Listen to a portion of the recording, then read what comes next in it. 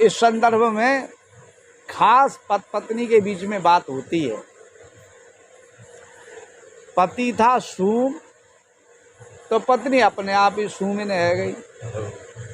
कोई बेटा पढ़ लिख के मास्टर बने, यदि अंगूठा छाप भी कोई बेटी उसकी पत्नी बन गई मास्टर नहीं तो मास्टर नहीं कहलाई, वो न गए कबू पढ़े। और कहीं संयोगवश कोई डॉक्टर के लिए अंगूठा छाप कहीं बेटी मिली तो उस बेटी को भी डॉक्टर नहीं कहते हैं लोग, कोई डॉक्टर नहीं कहा। तो बेचारी देवी तो थी तो उदार, पर वो सूम के पत्नी होने के कारण उसको भी सूम ने कहने लगे लोग। तो सूम ने पूछे सूम से, कैसे बदन मलिन, क्या गांठी से गिर गया, क्या काहू को दीन। आपको शरीर को मलिन सो दिखाई दे रहा है तो कोई गांठी से तुम आओ गिर गओ के काहू को तुम्हारे दे दो। बोलो जावातन में कछ बात ना है, न मेरे कोई गांठी से गिरो है और न मैंने काऊ दो है, फिर क्या दिक्कत है। तो वो कहता है, ना गांठी से गिर गया ना काहू को दीन, देते देखा और को तासे बदन मलिन। एक दान कर रहा हो, दे दना दे दना, घाटी नहीं खाए। उसको मैंने देख लिया, उसके कारण मैं परेशान। आदमी बड़े बड़े विचित्र के आदमी है। अब आप इस पर विचार करेंगे, ऐसे आदमी का सुख शांति अमन चैन खुशहाली कैसे आएगी। भीतर में इसको कहते हैं ईर्षा, जलन। अब हुआ क्या, ऐसे लोग कभी अपार संपदा को प्राप्त नहीं कर सकते। हर आदमी अपार संपदा के ढेर पर बैठा हुआ है। इस बात को कौन कहते हैं, ये संत गुरुजन कहते हैं। भगवान गौतम बुद्ध ने तो यहाँ तक कहा है, प्रत्येक भाई बहन जन्म से ही कल्याण की संपूर्ण सामग्री लेकर के ही पैदा हुआ है। जन्म सिद्ध अधिकार है उसको कल्याण के लिए। कबीर साहब ने बीजक में लिखा है, क्या लिखा है ये, बीजक वित्त बतावे जो वित्त गुप्ता हो, ऐसे शब्द बतावे जीव को बूझे बिरला को। एक बीजक ग्रंथ है, उसमें वित्त कहते धन खजाना है। कौन सा खजाना, जो गुप्त है, छिपा हुआ है, दिखत ना है। वह संतों को दिखता है, वो संत जानते हैं, वो संत वो फिर बताते हैं। कैसे एक सेठ जी थे, परम भक्त थे। एक दिन सेठ जी के मन में आई तो गुरुजी को ले गए अपने अंडरग्राउंड भवन में, जमीन में मकान था उसमें ले गए। और जैसे ही नीचे उतारा ले गए तो उसमें इतना सोना चांदी हीरा पन्ना पुखरा नीलम लाल भरे थे, अपार भंडार था। गुरुजी ने सब देख करके कहा, ठीक है, नाती बेटाओं की दाल रोटी की गुजर हो जाएगी। जब नाती बेटाओं की दाल रोटी की गुजर की बात करी तो सेठ जी को बहुत दुख हुआ। सेठ जी कहते हैं, नाती बेटन को जामे ते नहीं दूंगा एक पाई भी। गुरुजी ने कही, भाई ये तो संसार का नियम है, तुम भले ही मन दो। पिता की मृत्यु के बाद बेटाओं के नाम अपने आप ही चढ़वा देता है पटवारी, अपने आप ट्रांसफर हो जाता है। सब जानते हैं इस बात, तो ये नियम है। जब ये बात कही तो गुरुजी को सेठ जी कहते हैं, गुरुजी बात ये है ये नाती बेटा एक से एक जुआरी शराबी मांसाहारी वे बर्बाद कर देंगे, इसलिए दिल नहीं कहता। अब गुरुजी भी चुप। अब गुरुजी भी कैसे कह दे कि ऐसे बच्चों को बताए दो, लुटाए दो। ऐसे बच्चों को तो नहीं बताना चाहिए। इस पक्ष में गुरुजी भी हैं। कुछ दिनों के बाद में गुरुदेव विदा होकर के चले गए। संयोग बस पीछे सेठ जी का शरीर छूट गया।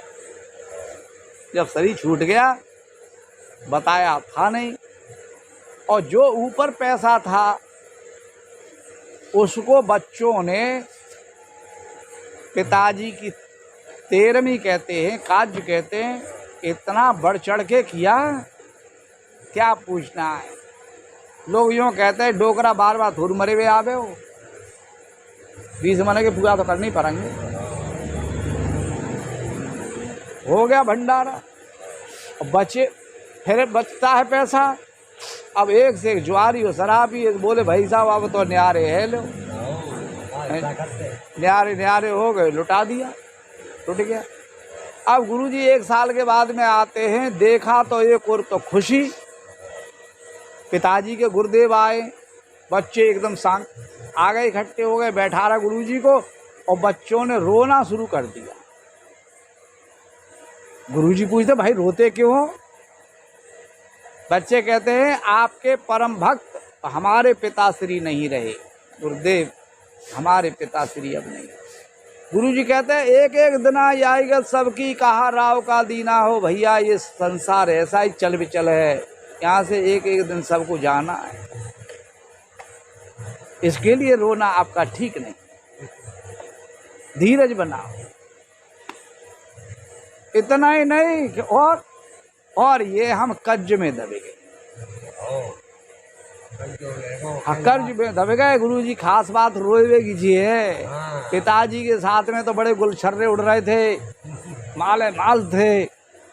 अब तो स्थिति ऐसी हो गई है, कोई पड़ोसी सेठ कर्ज देना भी उचित नहीं समझते।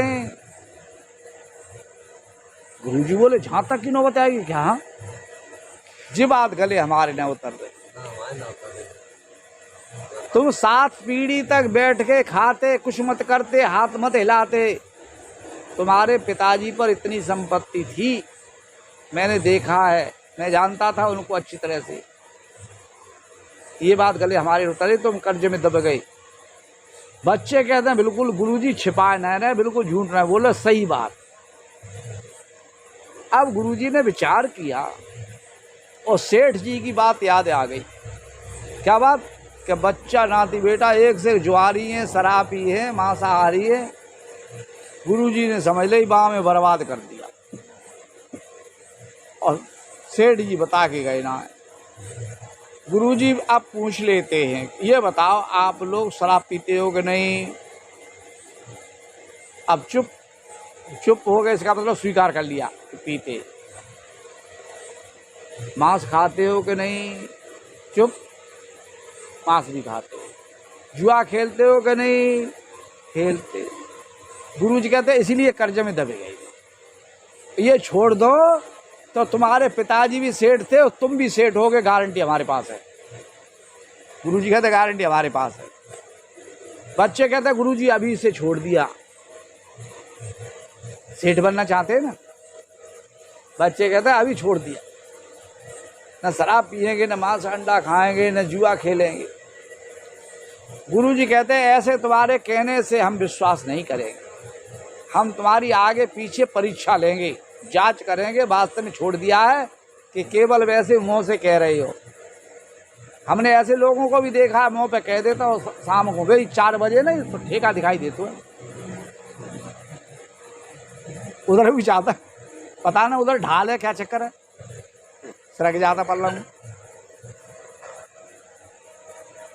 बच्चों ने हृदय से स्वीकार किया गुरुदेव परीक्षा ले लेना, कोई दिक्कत नहीं है, हम दिल से कह रहे हैं। गुरुजी कहते हैं परीक्षा में हमारा समय भी लग सकता है, महीना, 2 महीना, 6 महीना, साल, तो ये भी कोई दिक्कत नहीं, कभी भी परीक्षा ले लेना। गुरुजी ने देखा उनके आंगन में एक मंदिर था और मंदिर का ऊपर हिस्सा तोड़ दिया गया। गुरुजी पूछ लेते भाई ये मंदिर कैसे टूट गया? गुरुजी सेठ जी की बही खाते में लिखा था कि मेरा अपार भंडार पैसे का जो है वो मंदिर के ऊपरी भाग में है। तो हमने देखा तो वहां एक पाई नहीं मिली, इसीलिए टूट गया है वो मंदिर। तो गुरुजी कहते तुम में बिल्कुल अकल ना, तुम समझे नहीं हो। लिखी तो सही है, ये सांकेतिक भाषा है। जैसा मंदिर था ना वैसा ही करना, मैं समझता हूं। बही खाते में क्या लिखा था? चैत मास की अमावस्या को दिन के 4 बजे निकाल लेना। अच्छा, चैत मास की अमावस्या दिन के 4 बजे निकाल लेना, तो मंदिर में कहाँ है? तो 4 बजे मिले हो, तो 4 बजे को कहाँ संकेत है? जहाँ छाया मंदिर की ऊपरी हिस्से की छाया जहाँ गिरेगी पैसा तो वहाँ है ना। तूने मंदिर तोड़ दिया। मंदिर में ऊपर होता तो समय नहीं लिखा जाता, तो कब निकाल लो।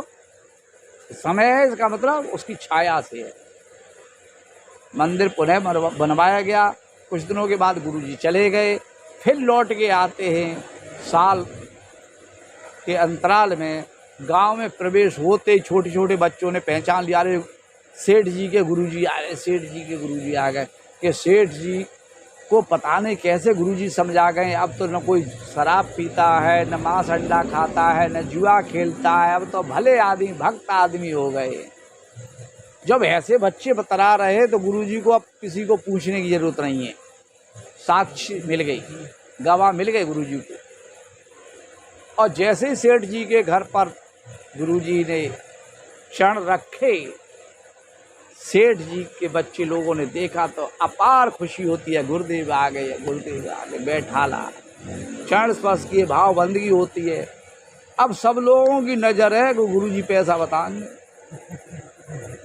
तो खजाना बताएंगे। गुरुजी कहते जी टिकाओ, आने दो समय। जब अमावस्या का दिन का 4 जब बजते हैं तो मंदिर के ऊपरी भाग की जहाँ छाया गिरी, गुरुजी ने वहाँ टिक मार कर दिया, निशान लगा दिया जाए। अब 4 बजे ही खोला जाए तो पूरे गांव में हल्ला हो जाएगा, सब लोग देख लेंगे। तो मामला गोपनीय तो गोपनीय रखना चाहिए। निशान लगा दिया। धीरे धीरे समय व्यतीत होता है, निकलता है। जब अंधेरा होता है तब गुरुजी कहते बेटा यहाँ इस जगह को खोलो।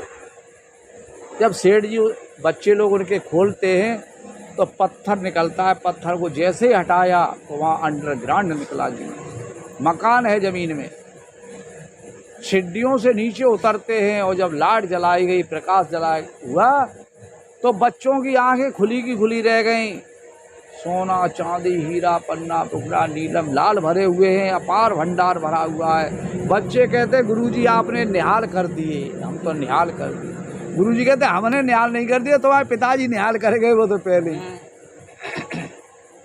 हमको ये पता था, एक बार हमको भी दिखाई थी ये बात। बच्चे कहते गुरुजी भले ही पिताजी कर गए पर हमको बता के नहीं गए, वो हमें पता नहीं था, इसलिए हम महाकंगाल थे, कर्ज में दब रहे थे। तो आपने बता दिया तो हमको ऐसा लगता है मानो आपने दिया है। तो देवता का अर्थ क्या है? देता हो और बताता हो, उसे को कहते देवता।